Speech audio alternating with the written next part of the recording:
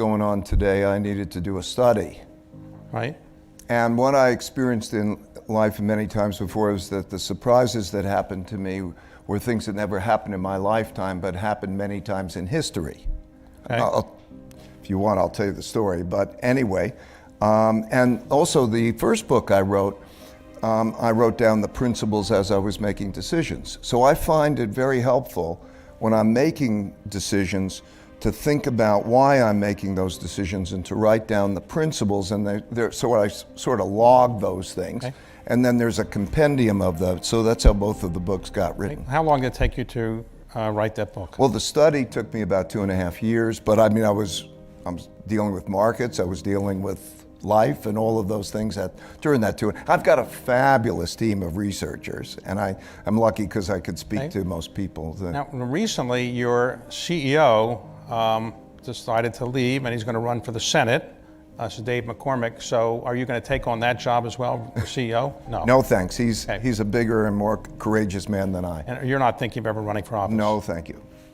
Okay. I'm not brave enough to. So the essence of this book, now we'll go through the details a little bit later, but the essence of it, if I can summarize this entire book in one question, is that more or less the United States is on decline. Unless we do something to change that, we're going to have social disruption. We're going to have a currency that's not worth as much as we would like it to be worth. We're going to have debt that's going to be hard to pay off. And China's on the rise, and it's a rising power. Is that the essence of it? The essence of it is that I'm going to explain it a little bit more than more detail than I just did? Yes or no. Okay. There were 3 things that happened in my lifetime that are happening now that didn't happen in my lifetime before and that I needed to study. And that was an enormous amount of creation of debt and the monetization of that in a financial piece. The second is the internal conflict, populism of the right and the left, and with wealth gaps and so on, that I like to measure things, that you'd have to go back to 1900 to see those degrees of conflict, which I think are a threat to our system and a democracy and could produce a civil war type of situation. Right. And third, the rise of a great power to challenge an existing great power in the existing world order. Now those 3 things in their degrees individually, but also collectively, last time they happened was 1930 to 45 period. And so what I needed to do was to understand those patterns and those things, and I took it into it. And so what I'm hoping to show is simply the mechanics of it in a lot of, and then explain why it appears that we are at an important juncture. Now, what we do at that juncture, so yes, it's measured, and the United States is in relative to decline by measures, which are measured, and China has been rising, and that's an issue, but that doesn't create necessarily a destiny. It creates a situation which I hope we can explore. We'll go through that. Before we get into that, I want to go through some of your background, but also on this book. When you read the book, as I have, and I enjoyed it, it took me a couple sittings to get through because it's a lot of detail in here. You have a lot of historians that help you because a lot of history in here, history I didn't know. You have historians that help you? I'm so lucky because I get to speak to so many people who are historians, who are practitioners, you know, people in different countries, Henry Kissinger, Graham Allison, you know, just scientists and so on, and then historians. And then I have a fabulous research team. So I go into this learning immersion, and I iterate with it. I show them what I've got, they come back, and that's the process. Okay, so you have in here people who have said good things about the book, including a number of Treasury secretaries, Hank Paulson, Tim Geithner, Larry Summers. Hard to get 3 Treasury secretaries to agree on anything, but you did. You also have very favorable comments about the book from Henry Kissinger and Bill Gates. You know both of them? Yeah. All right, who's smarter? Well, I think that they would say, each would say the other guy, and I think I would say that each in their own ways. Okay. So, boy, you should go into politics or diplomacy. Okay. So let's go through your background. You grew up in Long Island? Yep. And your father was a jazz musician, is that Yeah. right? Mm-hmm. And you didn't want to be a musician? No, I hated when he taught me. I hated scales. Because of the steady work that you get as a jazz musician, is that the problem? Or? No, just him teaching me to do the scales was not something that worked out so well. So were you, when you was a young boy, did you say I want to be a global macro investor when you were? No, it was in the 60s. And I caddied and I did odd jobs, but particularly the caddying. And at that time, the stock market was hot, hotter than any time I've ever experienced since, by the way. You could get a haircut and everybody's talking about the stocks. So I'd caddy and I'd talk about the stocks.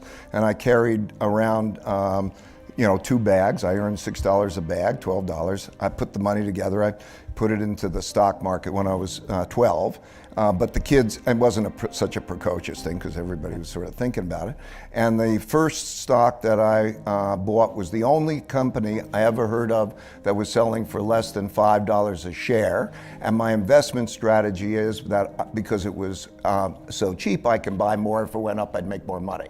All right. And what happened is it was a company that was about to go bankrupt, but another company acquired it. It tripled in value, and I said, "This game is easy," and I got into the game. That was easy. Okay, so did you spend time studying the stock market when you were in high school, and were you a good high school student? Oh, I was a terrible high school student, but I was addicted to the markets, right?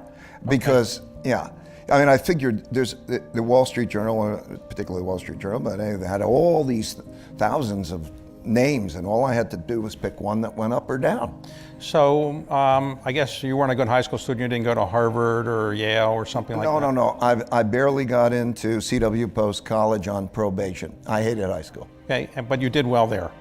I did very well there. So ultimately you got into Harvard Business School. Yeah, and I loved Harvard Business School. And did you think the people there were smarter than you thought they'd be, or not as smart as you thought they would be? Well, they were smart. And they were interesting because they came from all over the world. And it was also fun. The dorms and having fun together and all that. So you enjoyed it? Oh, it was great. Okay, so when you quit Harvard Business, well, not quit, you graduated from Harvard Business School, not quit, you graduated from Harvard Business School. What did you do? What was your job? Well, I traded commodities all through earlier years because commodities had the lowest margin requirements. So I figured if I was going to make money, I could make the most money with those with the lowest margin requirements. Let me make sure people understand. On a margin means you're borrowing money from a broker. Yeah. Right? So if you buy stocks, you can borrow, at the time, you can borrow, what, 70 or 80% in those days? No. It was 55%. In those days? Basically, yeah. Okay. And what could you borrow for commodities, though? Oh, 90 some odd percent. So it's a good way to make money and a good way to lose money. That's right. Okay. But since you're planning to make money, right. Okay. So you did that, and you ultimately get to work for somebody else. Yeah. So I did that, and then in the summer of between 1972 and 73, and I was in business school. I got a job at Merrill Lynch I went up to the director of commodities. Nobody traded commodities, but Merrill Lynch had one.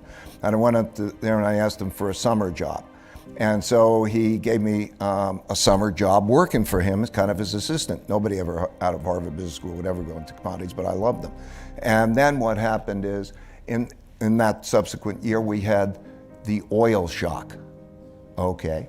And with the oil shock, the commodity markets went ballistic, the stock market went down, and I graduated school, and Dominic, a Wall Street firm, hired me to be director of commodities. I never had a full-time job being director of doing commodities, but they hired me as director of commodities. Now, you're the only person in the commodities department?